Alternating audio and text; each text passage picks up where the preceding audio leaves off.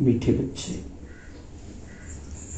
सदगुरु की पहली श्रीमत है, देही अभिमानी बनो, देह अभिमान छोड़ दो। प्रश्न, इस समय तुम बच्चे कोई भी इच्छा व चाहना नहीं रख सकते, क्यों? उत्तर, क्योंकि तुम सब वानप्रस्थी हो। तुम जानते हो इन आंखों से जो कुछ देखते हैं वह विनाश होना है। अब तुम्हें कुछ भी नहीं चाहिए, बिल्कुल बेघर बनना है। अगर ऐसी कोई ऊंची चीज पहनेंगे तो खींचेगी, फिर देह अभिमान में फंसते रहेंगे। इसमें ही मेहनत है। जब मेहनत कर पूरे देही अभिमानी बनो, तब विश्व की बादशाही मिलेगी। ओम शांति।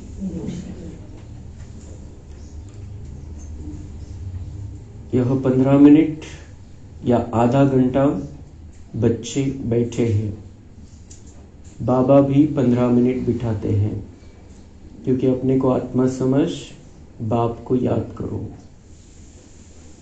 यह शिक्षा एक ही बार मिलती है, फिर कभी नहीं मिलेगी। सतयुग में ऐसे नहीं कहेंगे कि आत्माभिमानी हो बैठो। तो बाबा ये चाहते हैं कि मुरली शुरू होने से पहले 15 मिनिट हम बैठे बाबा की याद में। अमृत वेला योगचं वेगळं महत्व आहे, नुमाशाम योगचं आपलं महत्व आहे, पण मुरलीच्या आधी 15 मिनिट मनाला शांत आणि स्थिर करण्याचं एक वेगळं महत्व आहे। तो बाबा ये चाहते हैं कि हम आत्माभिमानी होकर 15 मिनट मुरली से पहले बैठे, तो आत्मा को मुरली समझ में आएगी, अंदर जाएगी, धारण होगी, धारण करने की ताकत बाबा देगा।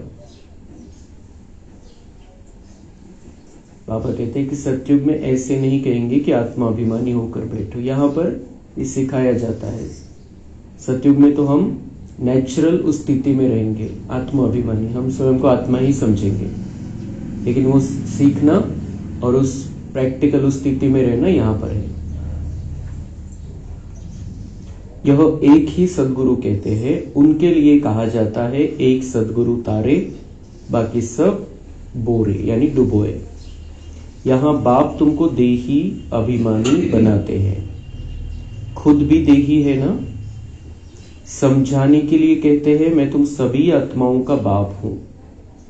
उनको तो देही बन बाप को याद नहीं करना है, याद भी वही करेंगे जो आदि सनातन देवी देवता धर्म के भांति होंगे।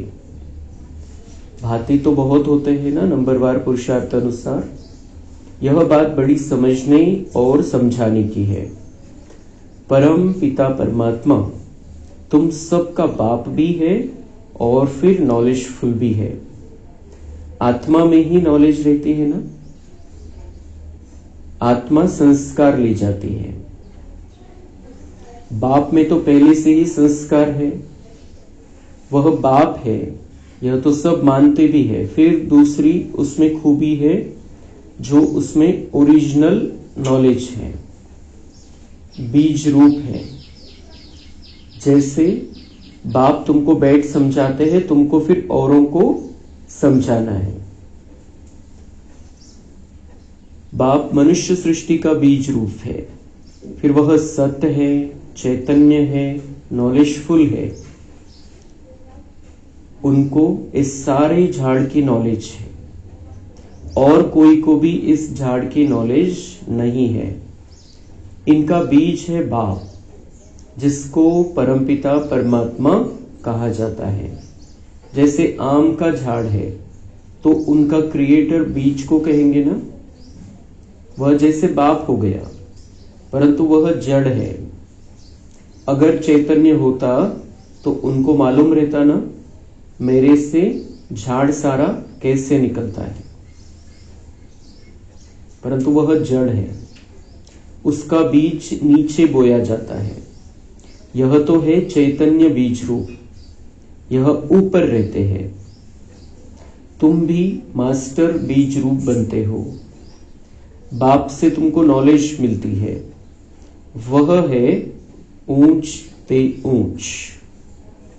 पद भी तुम ऊंच पाते हो। स्वर्ग में भी ऊंच पद चाहिए ना? यह मनुष्य नहीं समझते हैं। स्वर्ग में देवी देवताओं की राजधानी है। राजधानी में राजा, रानी, प्रजा, गरीब, साहूकार आदि यह सब कैसे बने होंगे? अभी तुम जानते हो आदि सनातन देवी देवता धर्म की स्थापना कैसे हो रही है, कौन करते हैं? भगवान। बाप फिर कहते हैं, बच्चे जो कुछ होता है ड्रामा के प्लान अनुसार। तो बाबा को किसी से शिकायत नहीं है, किसी से कोई कंप्लेंट नहीं है। बाबा कहते जो कुछ होता है ड्रामा के प्लान अनुसार। तर बाबांना ड्रामा एकदम पक्का आहे। बाबा सर्वशक्तिवान असून त्याच्या आपल्या कोणामध्येही ड्रामा बदलण्याची ताकद नाहीये, बाबामध्ये ती ताकद आहे। तरी सुद्धा बाबांना हे पक्का है कि ड्रामा एक्यूरेट है और ड्रामा का प्लान एक्यूरेट बना हुआ है। ड्रामा में जो है वही होना है, उसके अलावा कुछ होना नहीं है, कुछ मुझे करना नहीं है। तो अगर बाबा ड्रामा को बदल सकता हो, फिर भी अगर उसको ड्रामा पक्का है, तो हमें तो कितना पक्का होना चाहिए? हम तो बदल ही नहीं सकते। बाबा सर्वशक्तिवान है, वो बदल सकता है, लेकिन वो बदलता नहीं है, क्योंकि फिर सारी सिस्टीम बदल जाएगी। कशा कशामध्ये बदल करणार? मग एक बदललं तर सगळं, एक सीन बदलला ड्रामेचा तर सगळं त्याच्याशी बरेचसे कनेक्टेड गोष्टी असतात, सगळे बदलावे लागतील बाबांना।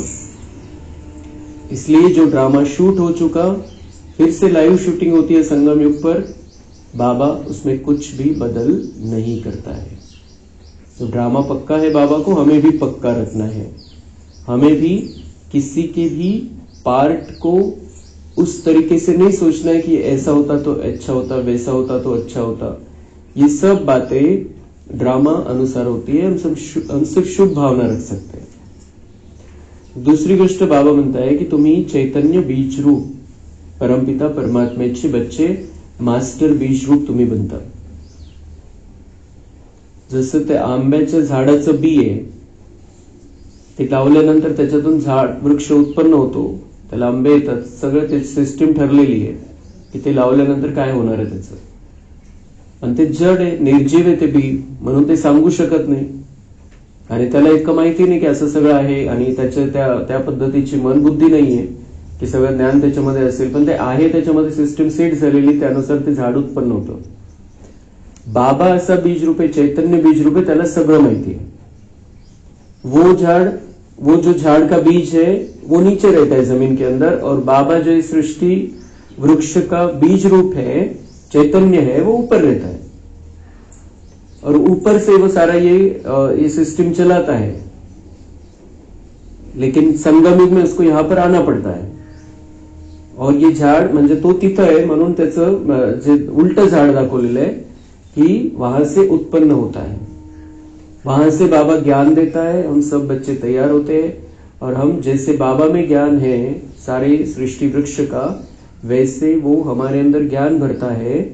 जो बाबा को पता है, जो उस बीज को पता है सृष्टि वृक्ष के बारे में, वो सारी बातें हमें भी पता है। तो हमें भी इस वृक्ष को बनाने में अपना सहयोग देना है। फिर से जो बाबा बीज रूप है उसके जैसा वो हमें बना रहा है, तो हमें भी ये ज्ञान समझते हुए अपना पूरा सहयोग देना है बाबा को। तो मग बाबा म्हणता है कि वो जो नई दुनिया जो स्थापन हो रही है वो देवी देवताओं की राजधानी है और राजधानी में सब चाहिए, राजा, रानी, प्रजा, गरीब, साहूकार, सब चाहिए। तो इसलिए बाबा को ये पक्का है कि जो कुछ भी होता है ड्रामा है, ड्रामा के प्लान अनुसार होता है, हर एक की वहां पर जरूरत है। क्योंकि सब राजा अगर बन जाए तो फिर किस पर राज करेंगे वो? इसलिए कम पुरुषार्थ करने वाले भी चाहिए कि वो प्रजा में आ जाए।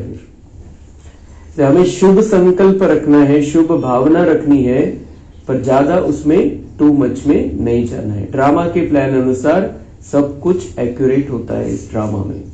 राजधानी स्थापन हो रही है। जिसको आगे नंबर लेना है वो ऑटोमेटिक पुरुषार्थ में लग जाएगा। नंबरवार पुरुषार्थ अनुसार राजधानी स्थापन हो रही है। हर एक जैसे पुरुषार्थ करते हैं वह झट स्थूल में भी मालूम पड़ जाता है। दिसून येतं, कोणी पुरुषार्थ करतं गुप्त नाही राहू शकत, दिसतं, झळकतं ते त्याच्या वागण्या बोलण्यामधून, चेहऱ्यावरती पुरुषार्थ कसा चाललेला है। तो मालूम पड़ जाता है यह बाप को याद करते हैं या नहीं, देही अभिमानी बने हैं व नहीं। यह नॉलेज में तीखा है, एक्टिविटी से समझा जाता है। बाप कोई को कुछ डायरेक्ट कहते नहीं है, कहीं फंक न हो जाए, अफसोस में न पड़ जाए कि यह बाबा ने क्या कहा और सब क्या कहेंगे। बाबा म्हणते हैं मैं सबको जानता हूं, पता है मुझे किसका क्या पुरुषार्थ है, लेकिन मैं किसी को भी डायरेक्ट कहता नहीं हूं, क्योंकि आत्मा ढीली पड़ सकती है, आत्मा जैसे दिल शिकस्त हो सकती है, पहले से ही चार्जिंग कम है, उसमें अगर कुछ कह दिया बाबा ने तो आत्मा कमजोर पड़ जाएगी। इसलिए हमें भी किसी को भी कुछ नहीं पढ़ना है, कहना है। हर एक का अपने अपनी लेवल है, अपनी अपनी ताकत है। और कि उनके मन में आ सकता है ये बाबा ने क्या कह दिया, और ये बाबा ने मुझे कहा तो और सब क्या कहेंगे फिर अब मेरे बारे में। इसलिए बाबा किसी का नाम लेकर किसी को भी पहले से ही, जब से बाबा ने मुरली स्टार्ट की है चलाना इस धरती पर आकर, तब से बाबा ने महिमा तो की है कि ये बच्चे को देखो इसने क्या किया है, जगदीश बच्चे को देखो, इसको देखो, आदि प्रकाश मणि के बारे में, किसी के भी बारे में बाबा महिमा करता था कि इनको देखो ये बच्चों को। पण कोणाचीही मुरलीमधून बाबांनी निंदा नाही केली, कोणाचं नाव घेऊन।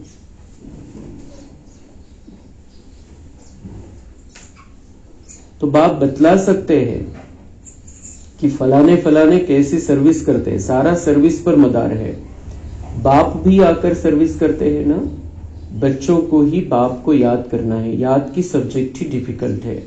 बाप योग और नॉलेज सिखाते हैं। नॉलेज तो बहुत सहज है, बाकी याद में ही फेल होते हैं, देह अभिमान आ जाता है। फिर यह चाहिए, यह अच्छी चीज चाहिए, ऐसे ऐसे ख्यालात आते हैं। देह अभिमान आ जाता है तो फिर इच्छाएं जागृत हो जाती है कि ये चाहिए, ये अच्छी चीज चाहिए, ऐसे ऐसे ख्याल आने लगते हैं। कि बाबांनी आपल्याला सांगितलेले कोणती वस्तू, जी काही वस्तू आहे, जे काही आवश्यक आहे ते वापरायचंय। हे जीवन आहे, मनुष्य शरीरामध्ये आपण राहतोय, तर काही आवश्यक गोष्टी आपल्याला वापराव्या लागतील, त्याच्याबद्दल काहीच प्रॉब्लेम नाहीये। बाबा म्हणताय की तुम्ही त्याच्यामध्ये टू मच जायचं नाहीये।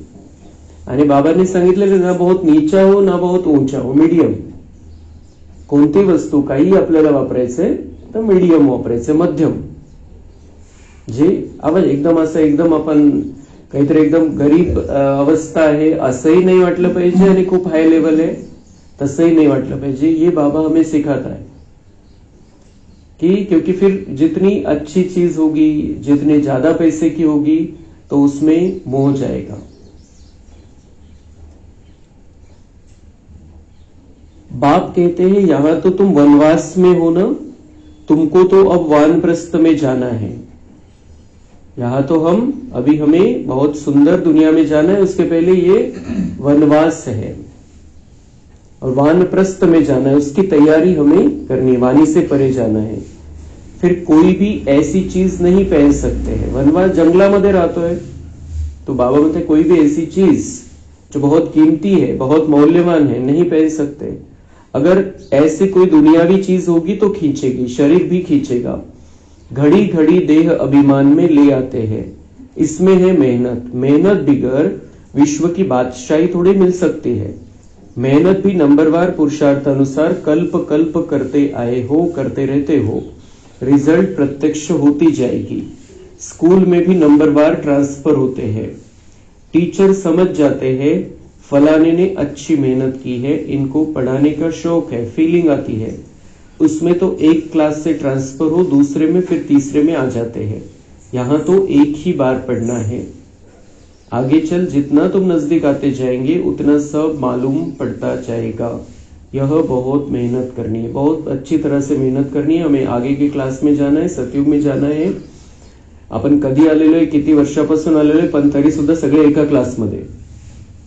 इथं आपण सगळे एका क्लासमध्ये। सन एक 50 वर्षापूर्वी आले, 60 वर्षापूर्वी आले तर त्यांची ती कोणती वेगळा पोस्ट ग्रॅज्युएट, मग त्याच्या पुढची डिग्री, त्याच्या पुढची डिग्री चालू आहे, त्याचं त्यांना शिकवलं जातंय। ऐसा नहीं है। हम जब भी आए हैं ज्ञान में, 70 साल वाली दादी, 70 साल हो गए दादी को, वो भी यही मुरली सुनती है। किसी को महीना हो गया, महीने हो गए, 1 साल हो गए, वो भी यही मुरली सुनता है। यही ज्ञान है, सेम ज्ञान है सबके लिए।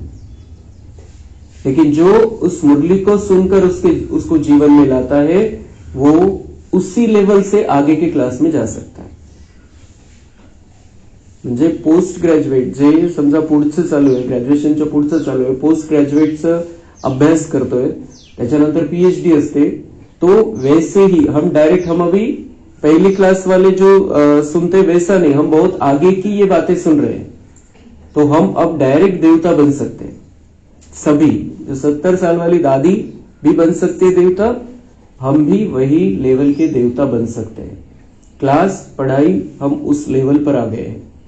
मुरली सगळ्यांसाठी एकच है। सिर्फ अब जो मुरली के अनुसार हमें अपने पुरुषार्थ को बढ़ाते चलना है।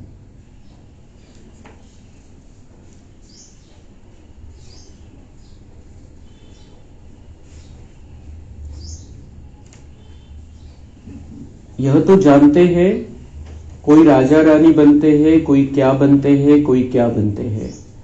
प्रजा भी तो बहुत बनती है। बाबा म्हणता है प्रजा भी तो बहुत बनती है, प्रजा ही ज्यादा रहेगी वहां पर। तो राजा रानी साहूकार तो कम रह गए उस हिसाब से। तो म्हणून आपल्याला चान्स आहे, आपण चांगला पुरुषार्थ करायचा आहे आणि वरच्या लेवलला जायचं। नाही पुरुषार्थ करत कोणी तो कोई कुछ नहीं कर सकता है उसको। उनका अगर पार्ट ही प्रजा में आने का है, हम कुछ नहीं कर सकते। जिसको राजा बनना है वो मेहनत करेगा, वो पुरुषार्थ करेगा। हमें सबको सकाश देनी है, शुभ भावना रखनी है अंदर से, लेकिन हर एक का पुरुषार्थ, हर एक की लेवल अपनी अपनी है।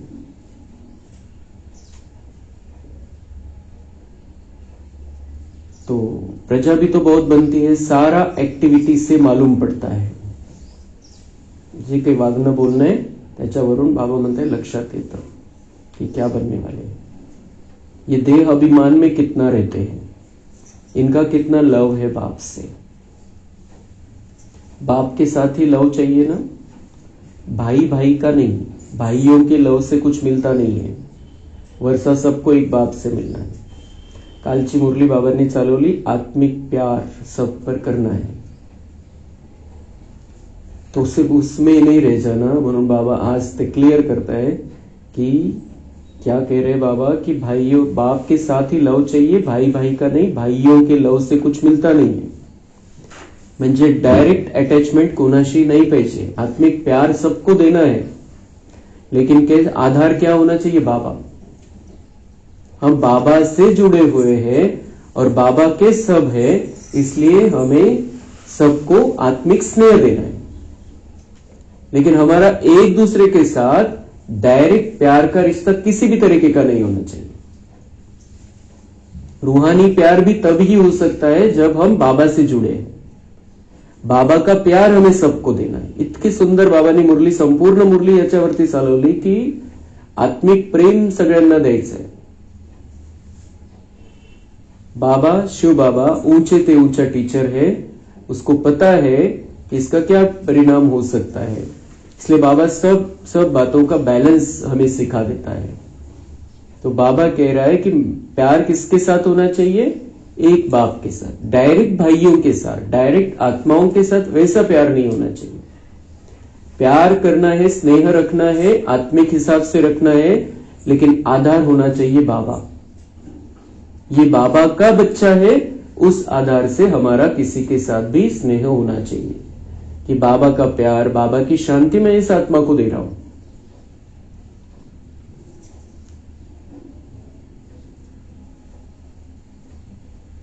बाप कहते बच्चे अपने को आत्मा समझ मुझे याद करो, तो तुम्हारे पाप कट जाए। मूल बात ही यह है, याद से ताकत आएगी।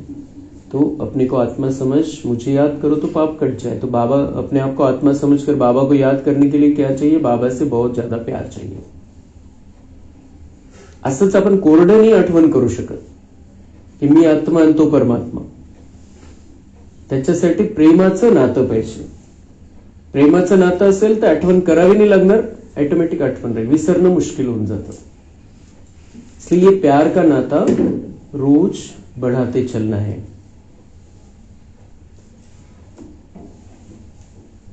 याद से ताकत आएगी, पाप कट जाएंगे और ताकत भी आएगी. दिन प्रतिदिन बैटरी भरती जाएगी, क्योंकि ज्ञान की धारणा होती जाती है ना, तीर लगता जाता है. दिन प्रतिदिन तुम्हारी उन्नति नंबरवार पुरुषार्थ अनुसार होती रहती है. यह एक ही बाप टीचर सदगुरु है जो देही अभिमानी बनने की शिक्षा देते हैं, और कोई दे न सके. और तो सब है देह अभिमानी, आत्म अभिमानी की नॉलेज कोई को मिलती नहीं है. हमें बाबा देही अभिमानी बनने की शिक्षा देते हैं. दुनियामध्ये कोणाकडे पैसा असेल, कोणाकडे पद असेल, पोझिशन असेल, तर त्याला त्याचा अभिमान होऊन जातो, तो देह अभिमान है. लेकिन बाबा हमें क्या ज्ञान देता है? देही अभिमानी मतलब सिर्फ अपने आप को आत्मा समझना, ये नहीं. देही अभिमानी मतलब आत्मा समझकर अपने स्वमान में रहना है. उनको पैसे का, पद का, पोजीशन का नशा रहता है. हमें अपने स्वमान का नशा रहना चाहिए जो बाबा ने दिलाए हैं, जो डिग्रियां हमें बाबा ने दी है, कि हम देवकुल की महान आत्मा है, हम पूर्वज आत्मा है, हम विश्व कल्याणकारी आत्मा है, हम शांत स्वरूप आत्मा है, मैं पवित्रता का दूत हूं, मैं पवित्रता का फरिश्ता हूं. यहां स्वमानामध्ये राहायचं है. ये है देही अभिमानी स्थिति. देह अभिमान से नुकसान में आए हम, घाटा पड़ गया द्वापर से. अब बाबा हमें फायदा सिखाता है, कैसे फायदा होगा. तो देही अभिमानी स्थिति हमें बढ़ाते चलने, सोमा आत्मा समझना है, सोमान में रहना है.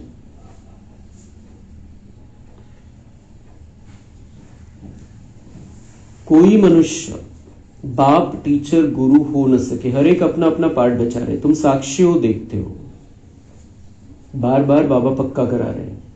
हर एक अपना अपना पार्ट बचा रहे. तुम्हें साक्षी होकर देखना है बस. हर एक का अपना अपना पार्ट है, फिक्स पार्ट है, साक्षी होकर देखना है. हम डायरेक्टर नहीं है इस ड्रामा के, इसलिए हम ड्रामा को बदल नहीं सकते. जो नाटकाचा, पिक्चरचा निर्माता असतो, दिग्दर्शक असतो, त्यांच्या हातामध्ये असतं बदलणं. कलाकाराच्या हातामध्ये काही नसतं. तो हम कलाकार है, इस ड्रामा के एक्टर है. तो हमें ड्रामा की हर सीन को, कोई हमारे नजदीक का है, कोई दूर का है, कोई बहुत दूर का है, कोई अमेरिका का राष्ट्रपति है, कोई रशिया का है, कोई यूक्रेन का राष्ट्रपति है, कोई इजराइल का अध्यक्ष है, हमारे हाथ में कुछ नहीं है. हमें ड्रामा देखना है बस. हम नहीं बदल सकते किसी का भी पार्ट. हर एक अपना अपना पार्ट बचा रहे हैं. म्हणून कोणाविषयी मनामध्ये कोणत्याही प्रकारची चुकीची भावना, दूषित भावना काहीच ठेवायची नाही. फक्त आणि फक्त आणि फक्त शुभ भावना. लेकिन भावना में भी बहुत ज्यादा प्यार होना चाहिए. वो जो रूहानियत है वो होनी चाहिए. तुम साक्षी हो, देखते हो. सारा नाटक तुमको साक्षी हो देखना है. सारा नाटक. सारा नाटक मतलब हमारे घर का पार्ट छोड़ के बाकी का सारा नाटक बोल के देखना, ऐसे नहीं. सारा नाटक, घर में भी नाटक ही चल रहा है, और हर एक कलाकार है, हर एक का अपना अपना पार्ट है.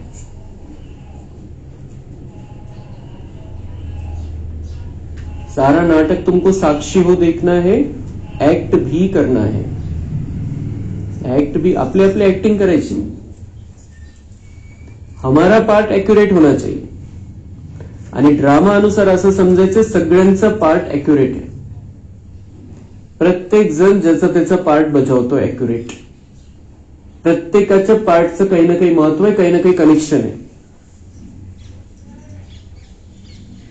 तर हे ड्राम्याचा धडा जर पक्का करायचा आहे, बिलकुल हे फिक्स करून ठेवायची ही लाईन कि सबका पार्ट एक्युरेट है. ड्रामा अनुसार जैसा पार्ट होना चाहिए वैसा बराबर. आपल्याला माहिती नाही मागच्या जन्माचे काय आहे काही नाही. तो वो सारा लेकर वो आए हैं, उस अनुसार उनका पार्ट ॲक्युरेट आहे, मुझे ॲक्युरेट पार्ट बजाना आहे. माझा पार्ट ॲक्युरेट असला पाहिजे. असा पार्ट असला पाहिजे कि बाबा जब भी मुझे देखे, जब भी मेरी टीवी खोले बाबा कहे वाह बच्चे वाह. हर पार्ट, हर सीन में हमें एक्यूरेट पार्ट बजाना है, चाहे कैसा भी हो वातावरण, चाहे कुछ भी हो. सबका बाप है ना, बच्चे अथवा बच्चियां सबको आकर वर्षा देते हैं. शिव बाबा क्रिएटर, डायरेक्टर, एक्टर है. शिव बाबा कौन है? क्रिएटर है, डायरेक्टर है, एक्टर है. शिव बाबा आकर एक्ट करते हैं, फिर भी वो अपना पार्ट, वो क्रिएटर है, डायरेक्टर है, एक्टर है, लेकिन फिर भी वो अपना ही पार्ट बजाता है. असं नाही की त्याच्या मनामध्ये येतं की यांनी असं करायला पाहिजे, त्यांनी तसं करायला पाहिजे, यांनी असं, किंवा मग मी एखाद्या वेळेस ब्रह्माबाबाचं पार्ट मीच घेऊन टाकतो, मी श्रीकृष्ण बनून घेतो, मला मजा बघायची सत्युगाची. वो कभी भी ऐसा कुछ भी उसके मन में आता नहीं. वो डायरेक्टर है, खुद कुछ भी चेंज कर सकता है, लेकिन नहीं करता है. तो हमें भी नहीं सोचना है किसी का पार्ट चेंज करने के बारे में, हमें शुभ भावना रखनी है. तो सबका बाप है ना, बच्चे अथवा बच्चियां सबको आकर वर्षा देते. एक बाप है, बाकी सब है आत्माएं, भाई भाई.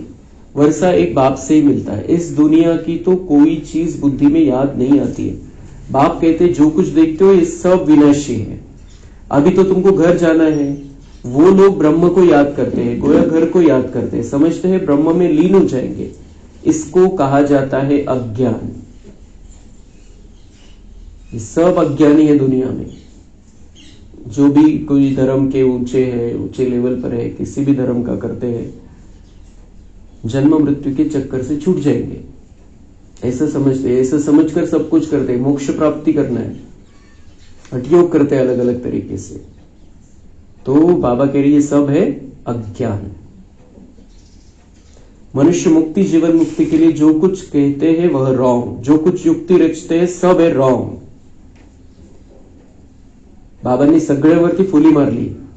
जो कुछ भी करते हैं मुक्ति, जीवन मुक्ति के लिए, मोक्ष प्राप्ति के लिए, यामध्ये सगळं रॉन्ग है, सगळं चूक है. राइट रास्ता तो एक ही बाप बतलाते हैं. राइट रास्ता क्या है? हमें परमधाम जाना है, सतयुग में आना है, उसकी तैयारी करनी है. मोक्ष की भी तैयारी, लेकिन उसके आगे जो स्वर्ग है उसकी भी तैयारी.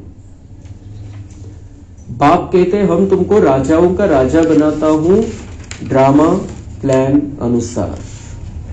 बाबा बिल्कुल क्लियर है, मैं जो कुछ भी करता हूं ड्रामा प्लान अनुसार ही करता हूं. कई कहते हमारी बुद्धि में नहीं बैठता. बाबा हमारा मुख खोलो, कृपा करो. बाप कहते इसमें बाबा को तो कुछ करने की बात ही नहीं है. मुख्य बात है तुमको डायरेक्शन पर चलना है. कई बच्चे कहते बाबा आप कृपा करो, हमारा मुख नहीं खुलता है, हमें कैसे ज्ञान देना है पता नहीं है. कुछ बाबा कहता है कि मुझे इसमें कुछ करने की बात नहीं है, मैं डायरेक्शन देता हूं, उस पर तुमको चलना है बस. मला नाही काही करायचंय. बाबा म्हणते मी तुम्हाला समजवतोय, मार्गदर्शन देतोय. आणि मार्गदर्शन पण काय है कि मुझे याद करो, तुम्हारे अंदर ताकत आ जाएगी. मुझे याद करो, मेरी मदद मिल जाएगी. ऐसे नहीं कि हम कुछ नहीं करें और बाबा मदद कर देगा, कृपा कर देगा. बाबा म्हणते मुझे कुछ नहीं करना है, करना तुमको है, फिर मैं करूंगा. पहले तुम्ही एक हात समोर करायचा, मग मी टाळी वाजवेल. बाप का ही राइट डायरेक्शन मिलता है, बाकी सब मनुष्यों के है रॉन्ग डायरेक्शन. क्योंकि सब में 5 विकार है ना. दुनियामध्ये कोणी मार्गदर्शन करत असेल, विकार तो है उसमें कुछ ना कुछ रूप में, तो वो डायरेक्शन कैसा है? विकार के आधार से. तो उसमें तो कुछ ना कुछ गड़बड़ी होगी. नीचे ही उतरते उतरते रॉन्ग बनते जाते हैं. क्या क्या रिद्धि सिद्धि आदि करते रहते हैं, उनमें सुख नहीं है. तुम जानते हो ये सब अल्पकाल के सुख है. जो भी कुछ मिलता है रिद्धि सिद्धि से, बाबा म्हणते उनमें सुख नहीं, अल्पकाल का सुख है. दुखी होना है बाद में. कहते सुखाला महत्व नहीं, किम्मत नहीं, अर्थ नहीं. उनको कहा जाता है कागविष्टा समान सुख. सीढ़ी के चित्र पर बहुत अच्छी रीति समझाना है और झाड़ पर भी समझाना है. कोई भी धर्म वाले को तुम दिखा सकते हो, तुम्हारा धर्म स्थापन करने वाला फलाने फलाने समय पर आता है. झाडाच्या चित्रावरून पण आणि सीडीच्या द्वारे पण आपण समजून सांगू शकतो की ये कैसे चलता है सारा नाटक. क्राइस्ट फलाने टाइम आएगा. जो और धर्मों में कन्वर्ट हो गए हैं उनको यह धर्म ही अच्छा लगेगा, फट निकल आएंगे. बाबा म्हणते हे दोन जे चित्र आहे, शिडीचं आणि कल्पवृक्षाचं, इतर धर्मवाल्यांना समजलं, त्यांनी जर लक्षात घेतलं, ते जर या देवी देवता धर्माचे आत्मा असतील तर त्यांना पटकन क्लिअर होईल, ते पटकन निघतील, झट से बाबा के बन जाएंगे.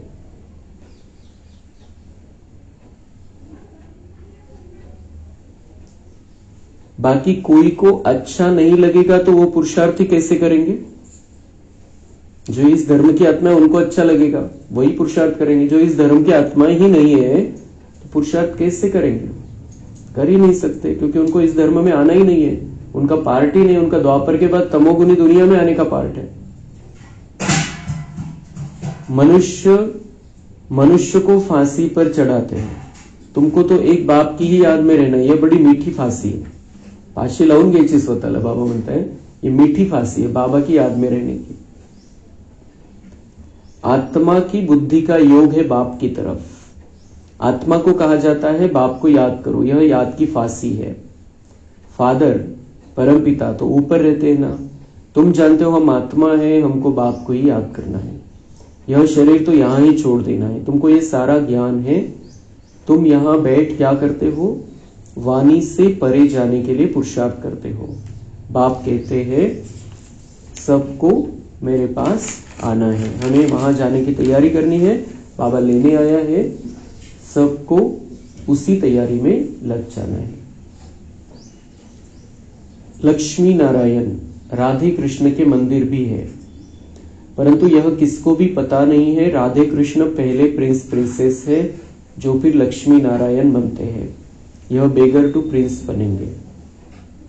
राधा कृष्ण लक्ष्मी नारायण बनते, त्यांचं संयुक्त रूप जे काही प्रवृत्ती मार्ग दाखवायचा म्हणून त्यांचे 4 हात दाखवलेले, विष्णूचं स्वरूप दाखवलेलं आहे की संसार करायचा आहे दोघांनी सोबत राहून. तो यह बेगर टू प्रिंस बनेंगे. प्रिंस सो बेगर बनते, कितनी सहज बात है. 84 जन्मों की कहानी इन दोनों चित्रों में है, कल्पवृक्ष आणि सीडीचं चित्र. यह वह बनते हैं, यह वह बनते हैं. मम्मा बाबा राधे कृष्ण बनते हैं, वही लक्ष्मी नारायण बनते हैं. युगल है इसलिए 4 भुजा देते हैं. प्रवृत्ति मार्ग है ना, एक सदगुरु ही तुम्हें पार ले जाते हैं.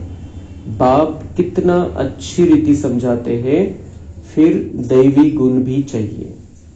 तो बाबा हमें उस पवित्र संसार में लेकर जाना चाहता है, इसलिए बाबा ये चाहता है कि सब में दैवी गुण होने चाहिए. मेरे सब बच्चे दैवी गुणधारी बन जाए, क्योंकि उन्हें वहां जाकर जंगल में जाकर संन्यास नहीं करना है, संसार करायचा है, सोबत राहायचंय, जोडीने सोबत राहायचंय, तो वहां जाकर संसार करना है. इसलिए बाबा हमें सिखाता है की दैवी गुणधारी बनना है. जर जंगलामध्ये जाऊन राहायचं असतं तर मग दैवी गुणाची गरज नहीं, राहा कसे पण, लेकिन वहां पर हमें सुखमय संसार करना है. इसलिए बाबा चाहता है कि दैवी गुण सब धारण कर ले. यहां पर स्त्री के लिए पति से पूछो या स्त्री से पति के लिए पूछो तो झट बताएंगे इनमें यह खामियां हैं. बाबा म्हणता है कि अभी यहां पर वहां का संसार और यहां का संसार. इथं जर पत्नीला विचारलं पतीमध्ये काय काय दोष आहे तर लगेच लिस्ट येईल समोर. पतीला विचारलं पत्नीमध्ये काय काय दोष आहे तर लिस्ट येईल समोर. वहां जो पति पत्नी साथ में रहेंगे, गुणवान रहेंगे, कोई किसी का दोष देखेगा ही नहीं, रहेगा ही नहीं उसके अंदर 2500 वर्ष. तो उसकी प्रैक्टिस यहां पर करनी है. दोष अपने में रखना भी नहीं है और सामने वाले का भी उस दोष दृष्टि से नहीं देखना है, गुण देखने हैं. इस बात में यह तंग करते हैं, या तो कहेंगे हम दोनों ठीक चलते हैं. प्रत्येकाची आपले आपले जे युगल आहे ज्ञान मार्गामध्ये, तो बाबा म्हणताय वो क्या कहेंगे इस बात में, या बाकी सगळं चांगलं पण ही गोष्ट है, इस बात में तंग करते हैं. या तो कहेंगे हम दोनों ठीक चलते हैं. दोनों अगर ठीक चले तो इससे अच्छा, इससे सुंदर भाग्य कोई भी नहीं है. गाड़ी के दोनों पहिए अगर साथ चले तो गाड़ी बहुत अच्छी चलेगी. इसलिए दोनों को बहुत अच्छी रीति से पुरुषार्थ करना है. जो भी युगल ज्ञान में बहुत बड़ा भाग्य है, दोघे सोबत आले. एकट्याने येऊन तेवढा पुरुषार्थ होऊ शकत नाही. दोनों अगर साथ में है तो बहुत अच्छा पुरुषार्थ हो सकता है। तो या तो कहेंगे हम दोनों ठीक चलते हैं, कोई किसको तंग नहीं करते हैं, दोनों एक दो के मददगार साथी होकर चलते हैं, कोई किसको तंग नहीं करते। तंग तो बाबा ये शिक्षा दे रहा है, बाबांचं हे 28 ऑक्टोबर 2024 बाबांची ही प्रेरणा कायम लक्षात ठेवायची कि बाबा क्या कह रहे हैं, किसी को भी तंग नहीं, एक दूसरे को तंग नहीं करना है, परेशान नहीं करायचे, कोणताही वाईट शब्द नहीं वापरायचे एकमेकांविषयी, दोनों एक दो के मददगार साथी होकर चलते हैं, मददगार साथी होकर चलना है, एक दूसरे के साथी होकर चलना है, एकमेकांना सहयोग द्यायचा। दोघं जर आलेले ज्ञानामध्ये तर दोघांनी खूप चांगल्या प्रकारे एकमेकांना पुढे करायचंय, बस उमंग उत्साह भरायचा आहे। पण तो उमंग उत्साह कसा असला पाहिजे, अतिरेकी उमंग उत्साह नसला पाहिजे, जबरदस्ती वाला नहीं, बहुत प्यार से एक दूसरे को आगे बढ़ाते चलना है। खूप चांगला चांस है। तो कोई एक दो को गिराने की कोशिश करते हैं। बाप कहते हैं इसमें स्वभाव को अच्छी रीति बदलना पड़ता है। तो बाप क्या कह रहे हैं, इस स्वभाव को इसमें अच्छी रीति से बदलना पड़ेगा। एक दूसरे का साथी बनना है, सहयोगी बनना है, मददगार बनना है, तो अपना स्वभाव थोड़ा सा चेंज करना पड़ेगा। क्योंकि पति पत्नी बने हैं तो सबसे ज्यादा हिसाब किताब रहता है, तभी पति पत्नी बनते हैं। इसलिए अब उस हिसाब किताब को समाप्त करना है और नया अभी पुण्य का हिसाब नई दुनिया के लिए रिकॉर्डिंग करनी है।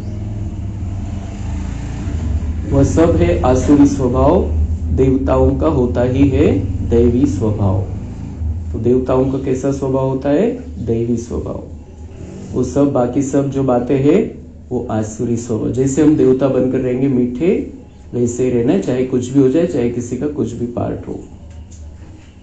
अच्छा, मीठे मीठे सिक्के लधे बच्चों प्रति माता पिता बाप दादा का याद प्यार और गुड मॉर्निंग। रूहानी बाप की रूहानी बच्चों को नमस्ते। हम रूहानी बच्चों की रूहानी बाप दादा को याद प्यार गुड मॉर्निंग नमस्ते। वहां बाबा वहां, शुक्रिया बाबा शुक्रिया। वरदान है स्वयं में सर्व शक्तियों को इमर्ज रूप में अनुभव करने वाले सर्व सिद्धि स्वरूप भव। लौकिक में किसी के पास किसी बात की शक्ति होती है, चाहे धन की, बुद्धि की, संबंध संपर्क की, तो उसे निश्चय रहता है कि यह क्या बड़ी बात है। वह शक्ति के आधार से सिद्धि प्राप्त कर लेते हैं। आपके पास तो सभी शक्तियां हैं। अविनाशी धन की शक्ति सदा साथ है, बुद्धि की भी शक्ति है, तो पोजीशन की भी शक्ति है। सर्व शक्तियां आप में है। हमारे पास सब प्रकार की शक्तियां है, बाबा साथ में है, तो सब शक्तियां हमारे अंदर। धन है हमारे पास, अविनाशी ज्ञान धन है, बाबा साथ में है। बुद्धि बाबा बहुत सुंदर बना रहा है, श्रेष्ठ बना रहा है। पोजीशन, हमारी पोजीशन ऊंचे से ऊंची है। बाबा ने बता दिया तुम्हारे से ऊंचा इस दुनिया में कोई भी नहीं। तो दुनिया में तो वो अल्पकाल वाले जो पैसे धन पद वाले रहते हैं, उनको कितना नशा रहता है, उनको निश्चय रहता है कि क्या बड़ी बात ये हो जाएगा। साधारण आमदार त्यालाही नशा असतो की काय मोठी गोष्ट है, करून टाकू आपण हे काम। यहां पर तो हम तो कितने बड़े, कितने ऊंचे हैं, सर्वशक्तिवान की संतान है, तो हम क्या नहीं कर सकते हैं। तो बाबा बताए सिर्फ क्या है, सर्वशक्ति आप में है, इन्हें सिर्फ इमर्ज रूप में अनुभव करो, तो समय पर विधि द्वारा सिद्धि प्राप्त कर सिद्धि स्वरूप बन जाएंगे। तो प्रगट रूप में हमें इन शक्तियों को रखना है, वापरायचे, बिलकुल आपण त्या शक्तीने संपन्न आहे अशा स्थितीमध्ये राहायचंय, तो हर कार्य सिद्ध हो जाएगा। स्लोगन है मन को प्रभु की अमानत समझकर उसे सदा श्रेष्ठ कार्य में लगाओ। मन म्हणजे आपली विचार करण्याची जी शक्ती आहे ती सुद्धा बाबांना अर्पण। अब जैसे बाबा के विचार है वैसे मेरे विचार होने चाहिए, मेरा मन बाबा चलाए, ऐसा हमें बन जाना है। तो मन बाबा से जितना जुड़ा रहेगा उतना हमारे मन में शुद्ध संकल्प आएंगे, व्यर्थ से हम दूर रहेंगे, विकारों से दूर रहेंगे। और इसे मन को बाबा की अमानत समझकर श्रेष्ठ संकल्प करने हैं, श्रेष्ठ कार्य ही करने हैं मन के द्वारा। अच्छा, ओम शांति।